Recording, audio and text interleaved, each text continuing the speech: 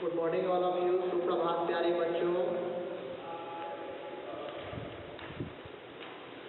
Page number 34 निकालिए और सबसे पहले सारे बच्चे एक एक करके आप लोग अपना अपना अटेंडेंस बना लीजिए।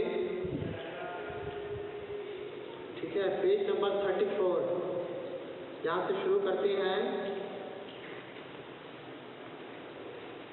कुछ यहाँ पिक्चर्स दिए गए हैं तो ध्यान से सुनेंगे और समझेंगे। We voters are angry and were not going to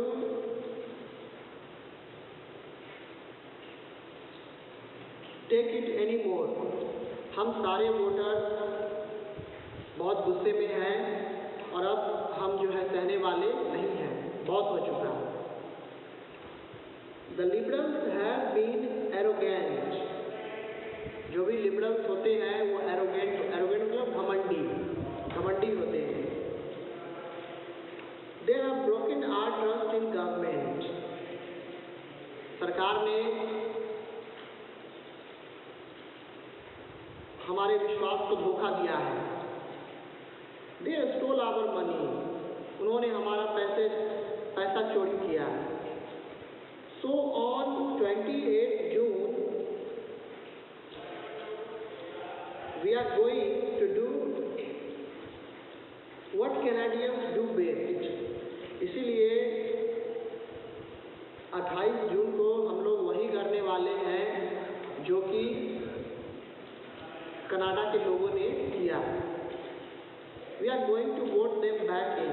हम फिर से उन्हें वोट देकर के वापस लाने जा रहे हैं। This cartoon was published in Canada just before its parliamentary elections of 2004। यह कार्टून जो हम लोग देख रहे हैं, अभी हम लोगों ने पढ़ा है, यह कनाडा के पार्लियामेंट इलेक्शन 2004 के पहले की है। Everyone, including the cartoonist, expected the Liberal Party to win once again। सभी लोग कनाडा में जितने भी उस समय नागरिक थे, जितने भी लोग थे और यहाँ तक कि कार्टूनिस्ट, इस कार्टून को बनाने वाले कैम कार्डो ने भी दी ओटावा सिटीजन कैनेडा कैगल कार्टून इनकॉर्पोरेशन 30 मई 2004। यहाँ की ये जो कार्टूनिस्ट जो थे कैम कार्डो, ये भी नाखुश थे और वो चाहते थे कि फिर से यही लिबरल पार्टी की सरकार बने। When the results came, the Liberal Party lost the election। ठीक है, जब रिजल्ट सामने आया तो पता चला कि लिबरल पार्टी जो है इलेक्शन हार गई। Is this cartoon an argument against democracy or for democracy? क्या ये कार्टून जो दिए गए हैं ये डेमोक्रेसी के लिए है या और फॉर डेमोक्रेसी, या इसके अगेंस्ट है या इसके लिए है? It is against democracy. Rajesh and Muzaffar read an article. Rajesh और मुजफ्फर दो बच्चों ने एक आर्टिकल पढ़ा। It showed that no democracy has ever gone to war with another democracy. इस कार्टून में उस आर्टिकल में यह लिखा हुआ था कि कोई भी डेमोक्रेसी जो है किसी दूसरे डेमोक्रेटिक नेशन के साथ वॉर नहीं करना चाहता है। यानी कि अगर दो डेमोक्रेटिक कंट्रीज हैं, दो नेबरिंग डेमोक्रेटिक कंट्रीज हैं, तो वो आपस में कभी लड़ाई झगड़ा नहीं करना चाहते, क्योंकि वो जानते हैं कि हाँ, लड़ाई झगड़ा जो है एक विनाश का कारण है इसीलिए वो लड़ाई झगड़ा में विश्वास नहीं रखते हैं। Wars take place only when one of the two governments is non-democratic. आपने अगर हिस्ट्री पढ़ा होगा तो आप देखे होंगे, और यहाँ तक कि 9-10 में भी हम लोगों ने पढ़ा कि युद्ध तभी होता है जब उन दोनों देशों में से एक नॉन डेमोक्रेटिक हो। दोनों अगर डेमोक्रेटिक होगा तो वहाँ युद्ध की संभावना खत्म हो जाती है, क्योंकि दोनों देश के लीडर्स वगैरह मिल करके उस युद्ध को रोक देते हैं, विराम लगा देते हैं। The article said that this was a great merit of democracy. उस आर्टिकल से यह पता चला राजेश और मुजफ्फर को कि democracy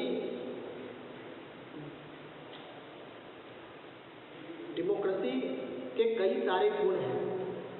After reading the essay, Rajesh and Muzaffar had different reactions. उस essay को पढ़ने के बाद राजेश और मुजफ्फर दोनों के अलग-अलग reactions थे। Rajesh said that this was not a good argument for democracy. Rajesh ने कहा कि यह डेमोक्रेसी के लिए अच्छा आर्ग्यूमेंट नहीं है। It was just a matter of chance. यह मौके की बात है। It is possible that in future democracies may have wars.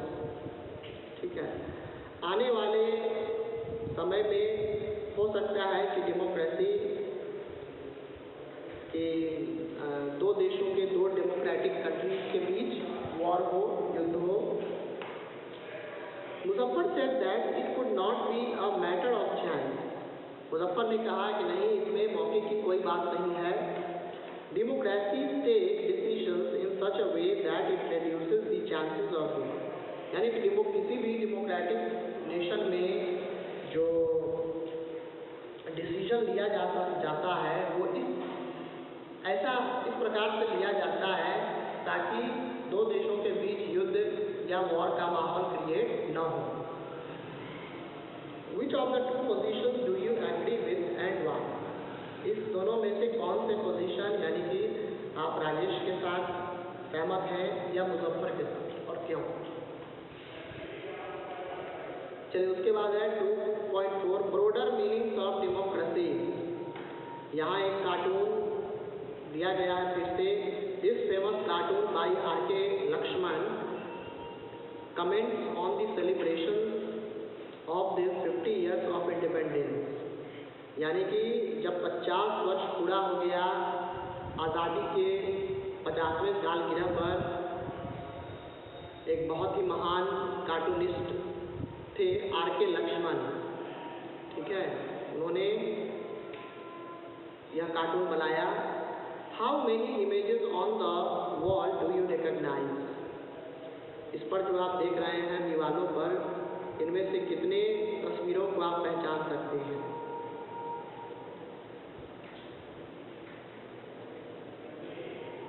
Do many common people feel the way the common man in this cartoon does?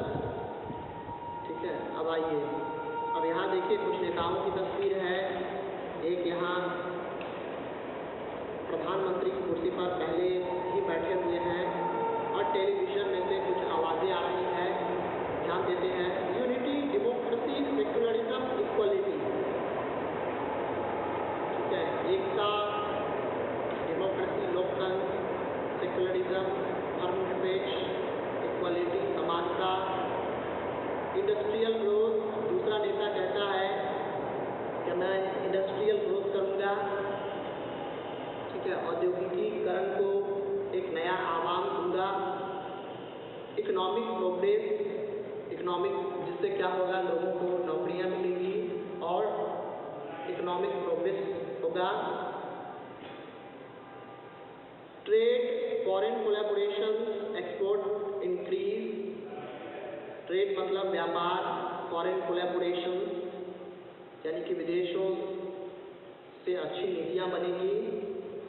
Export increase, और इससे क्या होगा, export import शुरू हो जाएगा। We have passenger car, computers, mobile phones. Pagers etc. हमारे पास आज 50 वर्ष पूरा होने के बाद 1997 की बात है ये, ठीक है। और यह तो 1997 में जब 50 साल पूरा हो गया, ठीक है, तब जाकर के यह कार्टून बनाया गया था। Thus there has been a spectacular progress. इस तरह से अगर देखा जाए तो भारत ने बहुत हद तक जो है प्रोग्रेस किया है। And now we are determined, और अब हम लोग दृढ़ निश्चय कर चुके हैं, नेता कहते हैं टीवी में से कि हम लोग पूरी तरह से आश्वस्त हैं, डिटरमिन्ड हो चुके हैं टू रिमूव पॉवर्टी, ठीक है, यानी कि गरीबी को हटाएंगे, प्रोवाइड अच्छे एजुकेशन फैसिलिटी भी दी जाएगी, ड्रिंकिंग वाटर, लोगों को पीने के लिए शुद्ध पानी, शेल्टर, आवास की व्यवस्था, फूड, भोजन, स्कूल्स एंड हॉस्पिटल्स, इन सभी सारी चीज़ों को मुहैया कराया जाएगा लोगों को,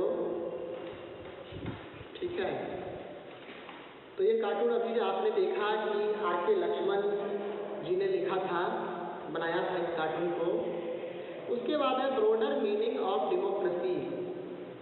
अब डेमोक्रेसी के बारे में हम लोग थोड़ा सा डीपली पढ़ेंगे और समझेंगे। In this chapter we have considered the meaning of democracy in a limited and descriptive sense. इस चैप्टर में हमने डेमोक्रेसी के मीनिंग को समझा है, और वो भी लेकिन एक लिमिट में, मतलब ज़्यादा हम लोग डीपली नहीं गए हैं, एंड डिस्क्रिप्टिव सेंस, और थोड़ा सा वर्णन वगैरह भी किया गया है। We have understood democracy as a form of government. हमें यह पता चला कि डेमोक्रेसी सरकार की एक शासन प्रणाली है। This way of defining democracy helps us to identify a clear set of minimal features that a democracy must have। इस तरीके से अगर हम डेमोक्रेसी को डिफाइन करेंगे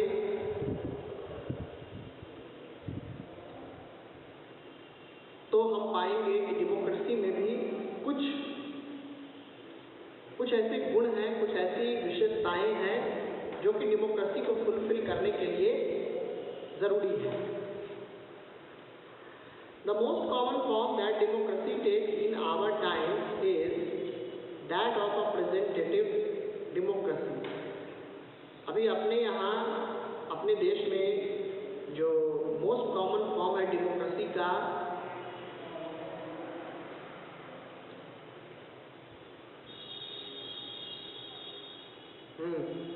तो एक तरह से अगर देखा जाए तो इसको हम लोग रिप्रेजेंटेटिव डेमोक्रेसी भी कह सकते हैं, because We rule ourselves through our representatives। ठीक है, हम अपने आप पर ही शासन करते हैं, लेकिन वो भी अपने चुने गए रिप्रेजेंटेटिव के द्वारा।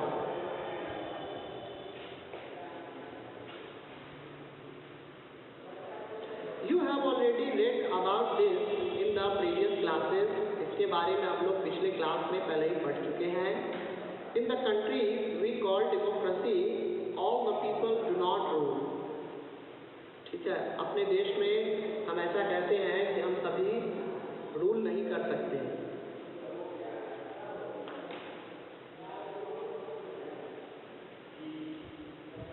A majority is allowed to take decisions on behalf of all the people। A majority यानी कि बहुमत जिसका होता है वही लोगों के बिहाफ पे काम करता है और डिसीजन लेता है। Even the majority does not rule directly। यहाँ तक कि अगर किसी को अगर मेजॉरिटी मिला हुआ है तो वो भी डायरेक्ट रूल नहीं करता है। The majority of people rule through their elected representatives। Majority of people यानी कि जनता जो कि अपने रिप्रेजेंटेटिव को चुनती है उसी के द्वारा रूल करती है। This become necessary because ऐसा करना बहुत ज़रूरी है, आवश्यक है, क्योंकि modern democracy involve such a large number of people that it is physically impossible for them to sit together and take a collective जो डेमोक्रेसी है इसमें इतने सारे लोग हैं, इतने सारे देशवासी हैं कि ऐसा कर पाना, यानी कि एक साथ बैठना किसी डिसीजन मेकिंग में, किसी डिसीजन मेकिंग प्रोसेस में, ठीक है, एक साथ बैठना और एक साथ समय बिताना काफ़ी मुश्किल भरा है। Even if they could, the citizen does not have the time. यहाँ तक कि सारे नेता अगर एक साथ अगर बैठते भी हैं तो बहुत सारे सिटीजन ऐसे होंगे जिनके पास समय नहीं होगी। द डिज़ायर और the skills to take part in all the decision, ठीक है, यानी कि skills to take part in all the decision, यानी कि लोगों के पास, नागरिकों के पास इतनी फुर्सत नहीं है, इतना समय नहीं है, इतना पैसे नहीं है कि वो हमेशा इसी डिसीजन मेकिंग प्रोसेस में लगे रहें, ठीक है। उसके बाद है this gives us a clear but minimal understanding of democracy. इससे हम डेमोक्रेसी को बेहतर ढंग से समझते हैं। This clarity helps us to distinguish democracy from non democracy, ठीक है। यह स्पष्टता हमें डेमोक्रेसी और नॉन डेमोक्रेसी को के बीच अंतर बताता है।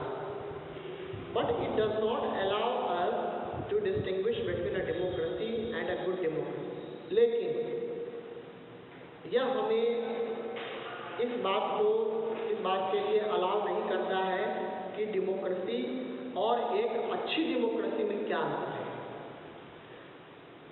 It does not allow us to see the operation of democracy beyond government, ठीक है।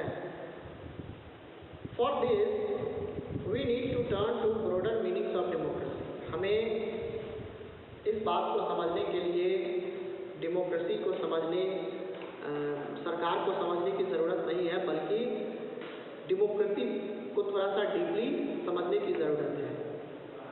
Sometimes we use democracy for organizations other than the government. कभी कभार हम लोग डेमोक्रेसी का इस्तेमाल कुछ ऐसे ऑर्गेनाइजेशन के लिए करते हैं जो वास्तव में गवर्नमेंट का ऑर्गेनाइजेशन नहीं होता है। Just read these statements. आइए इन स्टेटमेंट्स को पढ़ें और समझें। We are a very democratic family. Whenever a decision has to be taken, we all sit down and arrive at a consensus, ठीक है। यहाँ एक लाइन कहा गया है कि we are a very democratic family. हम एक लोकतंत्र परिवार से जुड़े हैं। Whenever a decision has to be taken, जब कभी निर्णय लेने की बारी आती है, we all sit down and arrive at a consensus। हम सभी एक साथ मिलकर के बैठते हैं और एक परिणाम पर आते हैं। My opinion matters as much as my father's। मेरा ओपिनियन उतना ही महत्व रखता है जितना कि मेरे पिता का या किसी दूसरे व्यक्ति का। I don't like teachers who do not allow students to speak and ask questions in the class, ठीक है। यहाँ कहता है कि मैं वैसे शिक्षकों को पसंद नहीं करता हूँ जो अपने बच्चों को बोलने मतलब क्लास में क्वेश्चन पूछने की आज़ादी नहीं देते हैं, ठीक है। इसका मतलब ये नहीं कि क्लास में बच्चे एक दूसरे के साथ बात करते हैं। You can talk in the class. When the teacher is present in the class, you need to be attentive and focus what your teacher say, ठीक है। जो भी टीचर कहते हैं उनकी बात को सुनिए, उनको उस पॉइंट को समझने की कोशिश कीजिए। Try to grab some knowledge, ठीक है। कुछ नॉलेज जो है उससे प्राप्त कीजिए। वो क्या कह रहे हैं, किस बात के लिए कह रहे हैं, इसके पीछे क्या उद्देश्य है, ये सारा चीज़ आप उनको you can ask. I would like to have teachers with democratic temperament, यानी कि मुझे ऐसे टीचर्स पसंद हैं जो जिनका टेम्परामेंट डेमोक्रेटिक हो, यानी कि सबके लिए, सारे बच्चे क्वेश्चन पूछ सकते हैं। whether they are poor, richer, it does not matter, ठीक है। Next is, one leader and his family members decide everything in this party. How can they talk of democracy? एक लीडर और उसका पूरा परिवार एक पार्टी से जुड़ा हुआ है, how can they talk of democracy? तो आखिर ये डेमोक्रेसी की बात करेंगे कैसे? उसके बाद है, these ways of using the word democracy go back to its basic sense of a method of taking decisions. इस तरीके से जो हम लोगों ने डेमोक्रेसी के बारे में पढ़ा, उसके सेंस को समझा, ठीक है, यह हमें बताता है एक ऐसे मेथड के बारे में जिसके द्वारा कोई डिसीजन लिया जाता है। और democratic decision involve consultation with and consent of all those who are affected by that decision. यानी कि डेमोक्रेटिक डिसीजन एक लोकतांत्रिक निर्णय वह निर्णय होता है जिसमें बहुत सारे लोगों से कंसल्ट किया जाता है, सलाह मशविरा की जाती है, and consent of all those who are affected by that decision. और उस डिसीजन के द्वारा जो भी प्रभावित होंगे, ठीक है, उनसे भी कंसल्ट किया जाता है कि अगर हम ऐसा करेंगे तो कोई प्रतिक्रिया तो नहीं आएगी।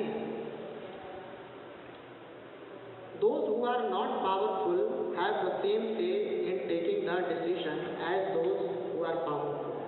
यानी कि वैसे लोग जो पावरफुल नहीं होते हैं, उनके साथ भी उनको भी उतना ही महत्व दिया गया है जितना कि एक पावरफुल व्यक्ति को।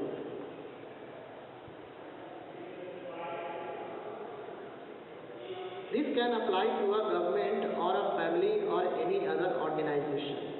यह हम किसी गवर्नमेंट सरकार पर, किसी फैमिली पर या किसी ऑर्गेनाइजेशन पर भी कर सकते हैं।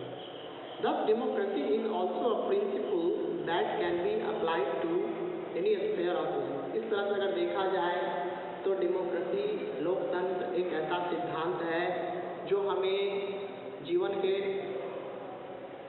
में हर जगह अप्लाई करना पड़ता है, इन सिद्धांतों को अपनाना पड़ता है।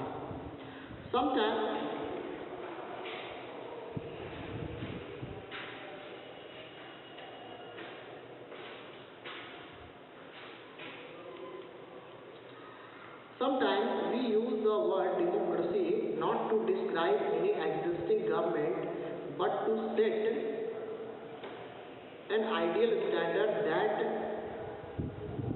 all democracy must aim to become. कभी कभार तो ऐसा होता है जब डेमोक्रेसी का हम यूज़ किसी एग्जिस्टिंग गवर्नमेंट, जैसे अभी मान लीजिए नरेंद्र मोदी अभी प्रधानमंत्री है, बीजेपी की सरकार है, तो हम ये नहीं कह सकते हैं कि डेमोक्रेसी का मतलब यहाँ जो है बीजेपी या सरकार नहीं है, but to set an ideal standard that all democracy must aim to become. Democracy का एम यह होना चाहिए कि एक ऐसा आदर्श, एक ऐसी शासन प्रणाली जिसे सब फॉलो करना चाहिए, ठीक है, या जिसे देखकर सभी देशवासी, अलग अलग देशों के लोग भी उसे अपनाना चाहिए, उसे अपनाने को लालायित है। This is the meaning of democracy. आइए देखते हैं, कुछ पॉइंट्स दिए गए हैं। True democracy will come to this country only when no one goes hungry to bed. ये कुछ पॉइंट्स दिए गए हैं कि सच्चा लोकतंत्र इस देश में तभी स्थापित होगा जब एक भी व्यक्ति भूखा नहीं सोएगा, यानी कि सभी व्यक्ति को भोजन, पानी, हर चीज़ की सुख सुविधाएं मिलेगी।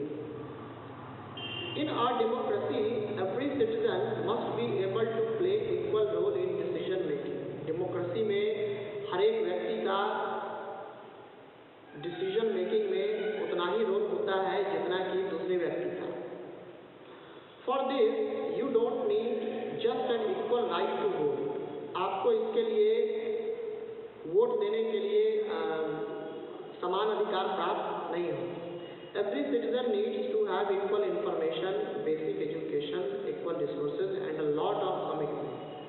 जितने भी नागरिक हैं उन सभी को इक्वल इंफॉर्मेशन यानी कि समान जानकारी प्राप्त हो, बेसिक एजुकेशन, एक अच्छा खासा एजुकेशन भी होना चाहिए, इक्वल रिसोर्सेज, समान रूप से स्रोत वगैरह भी होना चाहिए and a lot of commitment, यानी कि ये सभी लोगों को ऐसा होना चाहिए. ठीक है, देश तो सभी का है, इट इज़ नॉट, यह किसी एक व्यक्ति का नहीं है. ठीक है, तो चलिए आज के लिए इतना ही. कल से हम लोग फिर आगे पढ़ेंगे पेज नंबर 36 से. तो प्यारे बच्चों आज के लिए इतना ही. God bless you. Thanks for watching this video and have a good day.